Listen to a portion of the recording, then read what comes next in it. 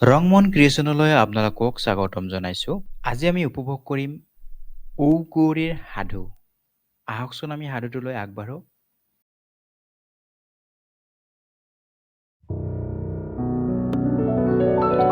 এজন ৰজা আছিল। ৰজাজনৰ দুগৰাকী পত্নী আছিল। তেওঁলোক দুয়ো গৰ্ভৱতী হ'ল। এদিন দুয়োৰাণীৰ সন্তান উপজিল।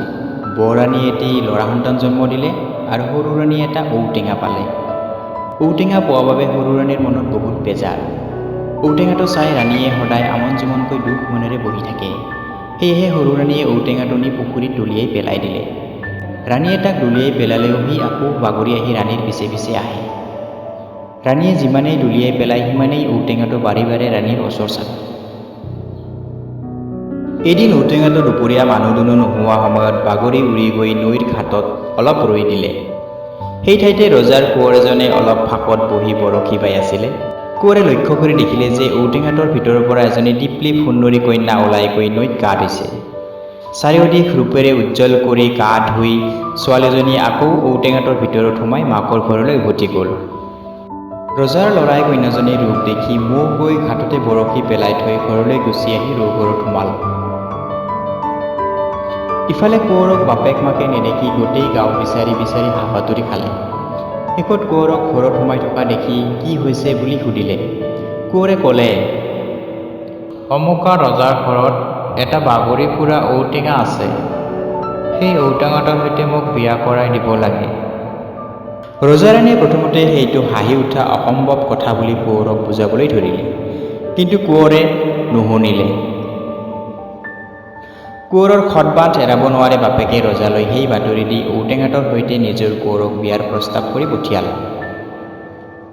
ঔটেঙাৰ মাক ৰাণীয়ে সেই কথা শুনি কান্দি কান্দি ক'লে, মোক কিয় এনেদৰে লাজ দিব লাগিছে? কিন্তু ৰজাৰ কাকুতি মিনতি এৰাব নোৱাৰি অৱশেষত তেওঁলোকে ঔটেঙাটোক কোঁৱৰৰ সৈতে বিয়া দিবলৈ মান্তি হ'ল। ঔটেঙাটো ধুৱাই পখলাই কোঁৱৰৰ সৈতে তাৰ বিয়া দি দিলে। কোঁৱৰে ঔটেঙাটোক বিয়া কৰাই ডলাত তুলি আনি নিজৰ ঘৰ পোৱালেহি। ৰজাৰ কোঁৱৰে ঔটেঙাটোৰ সৈতে একেটা শোৱনি ঘৰতে থাকিল। ৰাতি কোঁৱৰে খাবলৈ মাকে যি ভাত পঠিয়ায় তাৰে এভাগ কোঁৱৰে খায় আৰু এভাগ থৈ দি শুই থাকে। কিন্তু কোঁৱৰৰ টোপনি আহিলেই ঔটেঙাটোৰ ভিতৰৰ পৰা কন্যাজনী ওলাই সেই ভাতগাল খাই আকৌ ঔটেঙাটোৰ ভিতৰত সোমাই থাকে। দিনৌ কোঁৱৰে টোপনিৰ পৰা উঠি সেই থৈ দিয়া ভাত নেদেখি আচৰিত মানে।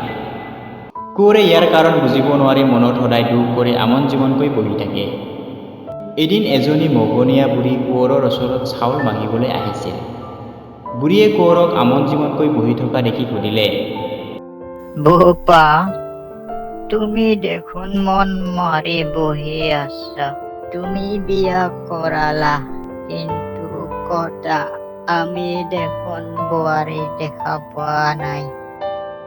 বুঢ়ীৰ কথা শুনি কোঁৱৰে আগৰে পৰা গুৰিলৈকে তাক সকলোখিনি কথা ভাঙি ক'লত বুঢ়ীয়ে আকৌ মাত লগালে, বোপা, ঔটেঙাটোৰ ভিতৰতে তোমাৰ কুঁৱৰী আছে। শোৱনিঘৰৰ ভিতৰত একুৰা তুঁহ জুই ধৰি থবা আৰু দৈ গাখীৰ আঠিয়া কল ফেনেকি মিহলাই ওচৰতে এটা বাটিত থৈ দিবা। তুমি তোমাৰ শোৱাপাটিত টোপনি অহাৰ ভাও জুৰি নাক গৰগৰাই থাকিবা। তোমাৰ টোপনি আহিছে বুলি ভাবি যেতিয়া সেই ঔটেঙাটোৰ পৰা ছোৱালীজনী ওলাই ভাত খাবলৈ বহিব তেতিয়া তুমি ততালিকে উঠি সেই ঔটেঙাটো তুঁহ জুইত পুৰি পেলাবা। কিন্তু তেতিয়া দেখিবা যে ছোৱালীজনী ঠাচ কৰি মাটিত বাগৰি পৰিছে। তেতিয়াই লৰালৰিকৈ সেই বাটিৰ পৰা দৈ গাখীৰ আৰু আঠিয়া কল সানি তাইৰ মূৰত ভৰণ দিবা। দিলেই তাৰ জ্ঞান আহিব আৰু উঠি বহিব। বুঢ়ীৰ কথামতে কোঁৱৰে প্ৰতিটো কাম কৰিলত কোঁৱৰে ৰূপহী কন্যাজনীক ওচৰতে পালে। দুয়োকে ওচৰতে পাই তেওঁলোক আনন্দত আত্মহৰা হ'ল।